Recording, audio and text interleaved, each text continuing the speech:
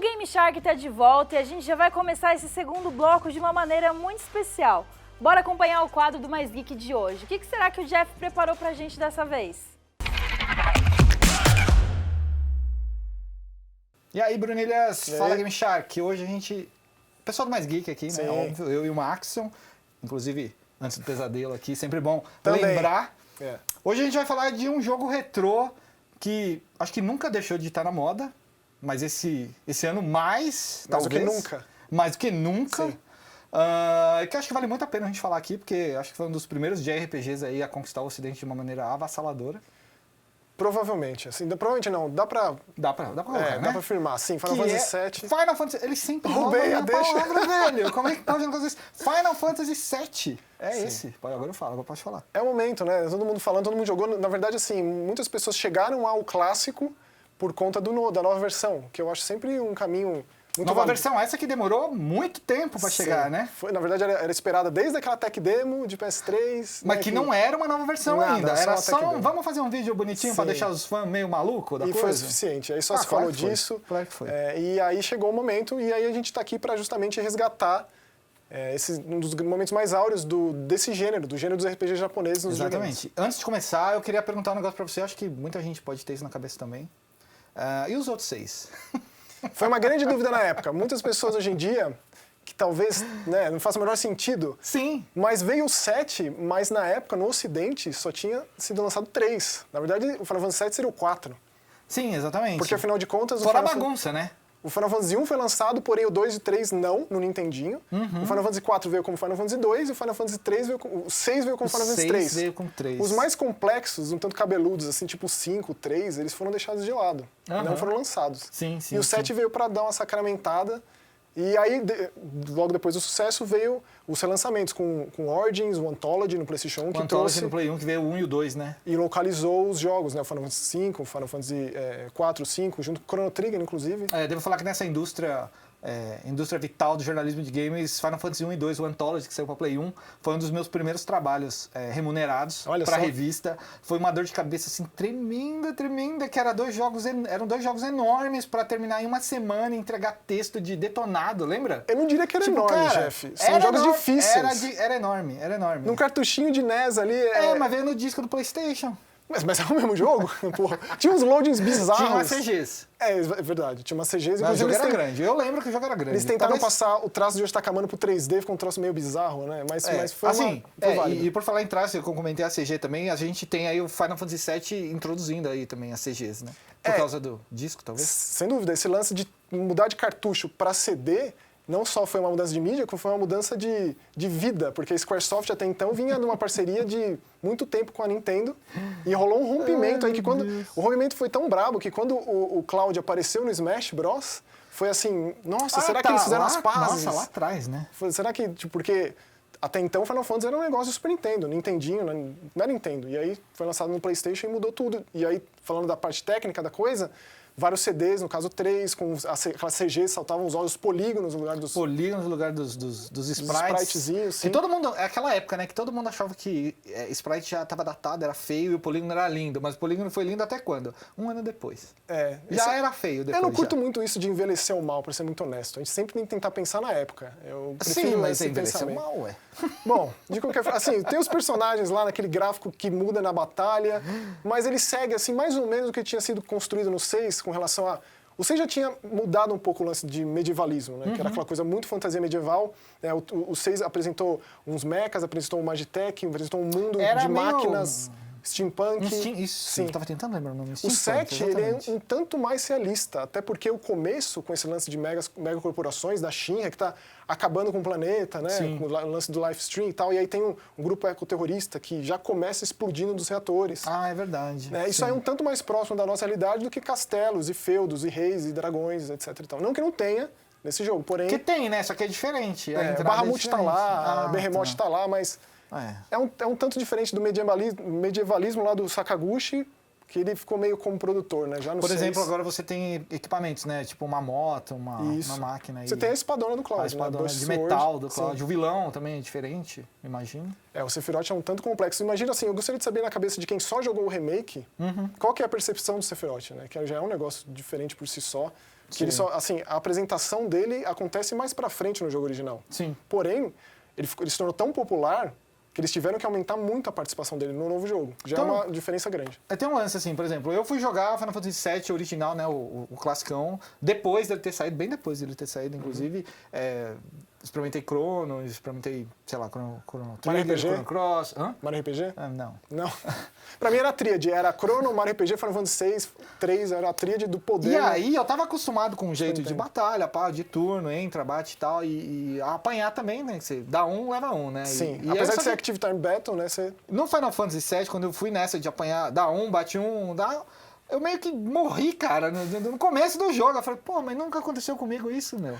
Tem um lance ali... É difícil o jogo, não sei. Final Fantasy ele é difícil, assim, eu diria que não tanto quanto, por exemplo, no Final Fantasy IV, que eu acho cabeludo, no Final Fantasy III, que tem o lance dos jobs personalizáveis, mas quando você sai de Midgar, que você tem um world map para explorar, que você tem acesso a uma batalha muito difícil com uma cobra gigante, já dá um baque, assim, do tipo, opa, não posso explorar. Na verdade, tipo, isso nem foi mostrado no jogo novo por enquanto.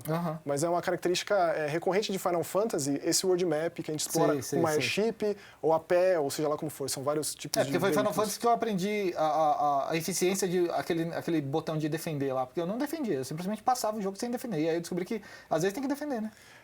Não sei. O Active Time é mais um lance de barra, de você esperar. Você inclusive pode escolher uma forma mais ativa, mais passiva do combate, que eles conseguiram traduzir muito bem nesse combate mais action do jogo novo, que dá pra você fazer um negócio que você para, você analisa, você escolhe uma opção, e aí tem uma movimentação mínima, dá pra você mexer. Eu acho que eles fizeram uma transição muito feliz entre a batalha mais convencional lá de trás e essa nova. E falar de Final Fantasy VII é falar de Tetsuya Nomura, certo?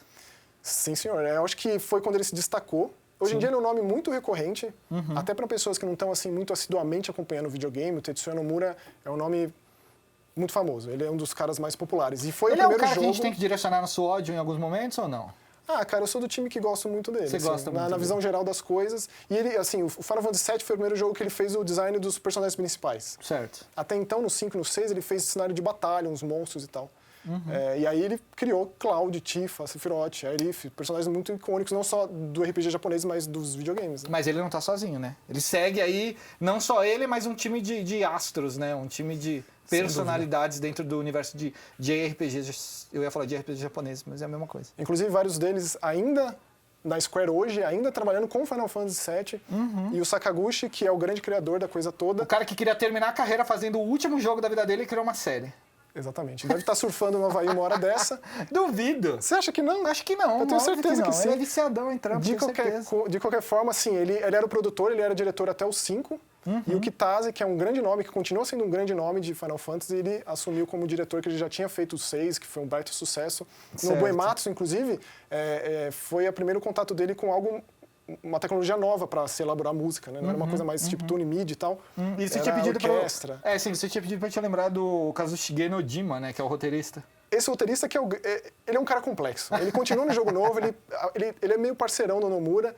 Ele é um dos grandes responsáveis por muita coisa ser complicada de ser. Entendi. Ele tem essa visão tanto complexa das coisas e eu particularmente curto. Entendi. Tipo, eu sou fã de Kingdom Hearts, então né, quem sou eu pra falar? Ok. Então é isso. Final Fantasy VII, original. Sim. Para você experimentar, lembrar ou conhecer as origens da onde, por que ele ganhou um remake, que é o remake que ele ganhou esse ano, né? Porque é tão bom assim, é bom dizer que ele tem uma versão com várias melhorias e várias acessibilidades verdade, né? O jogo, em todas as plataformas. Um updatezinho. Enfim, tem aí o retrô, o clássico e o novo para você experimentar e tirar suas próprias conclusões. Exatamente. A gente vai ficando por aqui, de volta para a Bruna e o Game Shark. Valeu, Bruna. E agora saímos das terras devastadas e modernas de Final Fantasy VII Remake para irmos ao submundo da mitologia grega. Desembarcamos no nosso último game indicado ao jogo do ano no TGA. Conheça o maravilhoso Hades. Zagreu é um príncipe do submundo que não suporta mais a atitude evasiva de seu pai, Hades, que nada mais é do que o rei do inferno grego. O jovem deus resolve então partir em uma jornada de autodescoberta e negação de suas origens para fugir dos domínios do pai.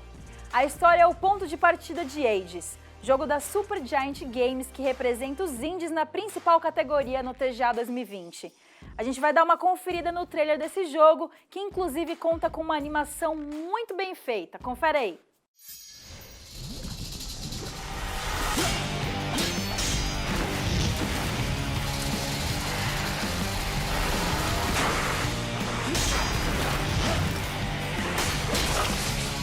Zeus. Of course.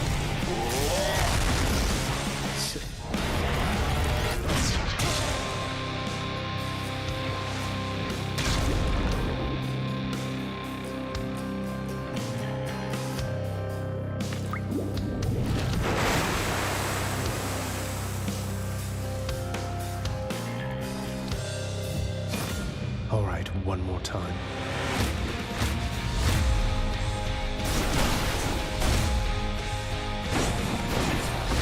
Stupid boy, you shall never reach the surface. You'll have a better home where you belong, here on Olympus. And to help you on your journey, have my blessing. The Olympians shall make powerful allies. You can turn back, or I can send you home the painful way. What'll it be? I'll have to go with the painful way.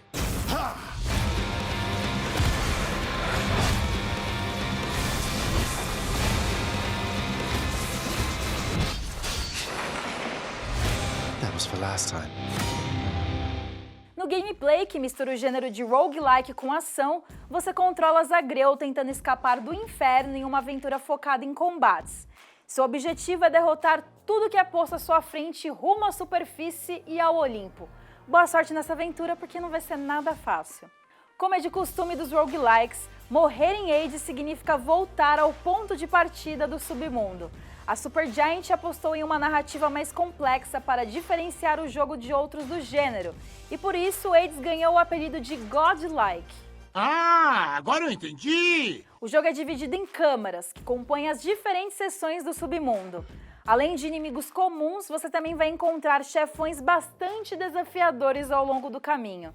Para lutar, Zagreu pode desbloquear um punhado de armas, o que inclui uma espada, uma lança, escudo, arco e flecha e mais. Cada artefato possui habilidades diferentes, que podem ser determinantes na sua progressão durante cada jogatina. Muitos dos deuses do Olimpo resolvem ajudar Zagreu na sua jornada. Os seres da mitologia emprestam dádivas ao personagem, que alteram habilidades do protagonista. Enquanto Zeus provê ataques elétricos capazes de envolver diversos oponentes, Afrodite empresta ao rapaz o poder de enfraquecer inimigos, enquanto Poseidon dá movimentos aquáticos. E estes são só alguns exemplos de poderes, porque tem muitos outros. E eles são separados por nível de raridade. Só que todos esses poderes são resetados quando você morre e começa outra run. Aliás, as runs nada mais são do que as jogatinas contínuas em que você tenta chegar até o final do game. E aí tem outros detalhes importantes que tornam cada run em Hades única. Os encontros com os deuses do Olimpo não seguem uma sequência fixa, e o mesmo acontece com as recompensas de cada câmara. Pode ser que em uma run você consiga desbloquear todos os poderes que você queria, e pode ser que em outra você não tenha tanta sorte de encontrar os deuses certos. Mas todas essas mecânicas também exigem um pouco de estratégia, já que algumas câmeras dão duas opções de caminho que oferecem recompensas distintas. E aí cabe a você decidir o que pretende priorizar em cada run. Entre as recompensas estão itens que podem fortalecer o personagem e melhorar as câmaras de maneira permanente. Com eles você pode desbloquear novas vantagens dentro da casa de Hades. As chaves desbloqueiam novas armas, enquanto a escuridão aprimora o protagonista. Já o Néctar pode ser usado para presentear NPCs e, consequentemente, melhorar o seu relacionamento com cada um deles. A cada morte em Hades, o jogador não só volta ao início da jornada, como também tem a chance de conhecer mais da história e da criação de Zagreu por meio de conversas com NPCs e outros deuses. E para motivar os jogadores a explorarem mais da narrativa, a Supergiant incluiu em Hades o chamado modo Deus. A opção pode ser ativada a qualquer momento no menu e faz Zagreu ganhar mais resistência a dano a cada morte. O efeito é cumulativo e não deixa o jogo instantaneamente mais fácil não, mas com certeza vai ajudá-lo se você estiver tendo muitas dificuldades no modo normal. Agora dá uma olhada em uma das lutas do jogo.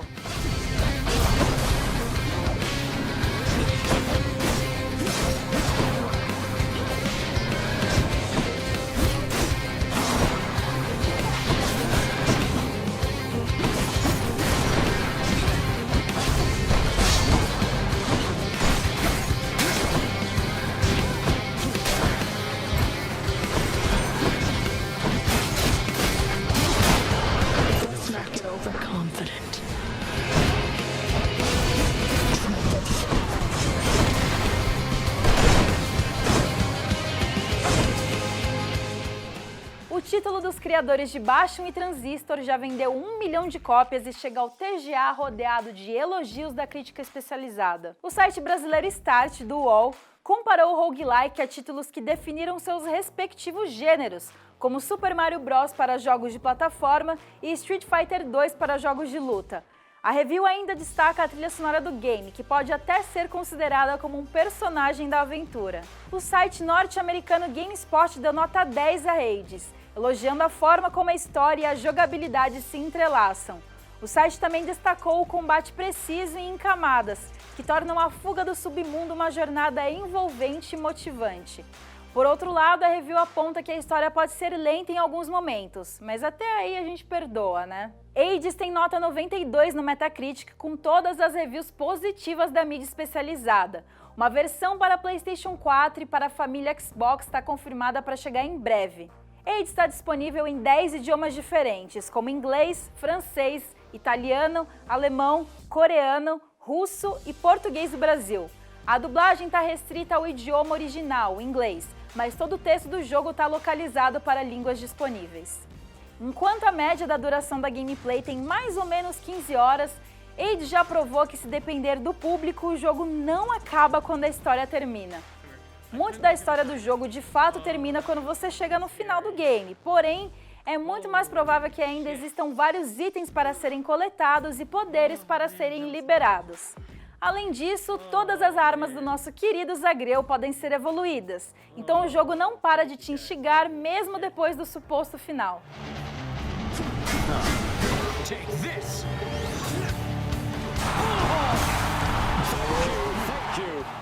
Thank you.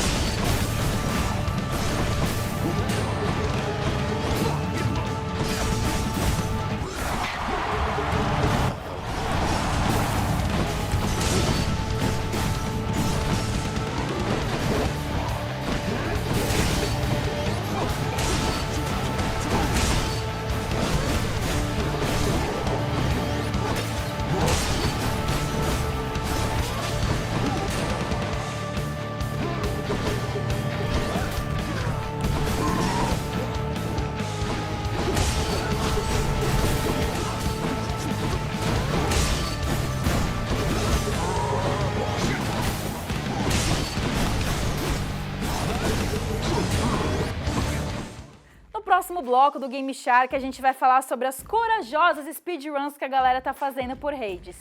Fica com a gente!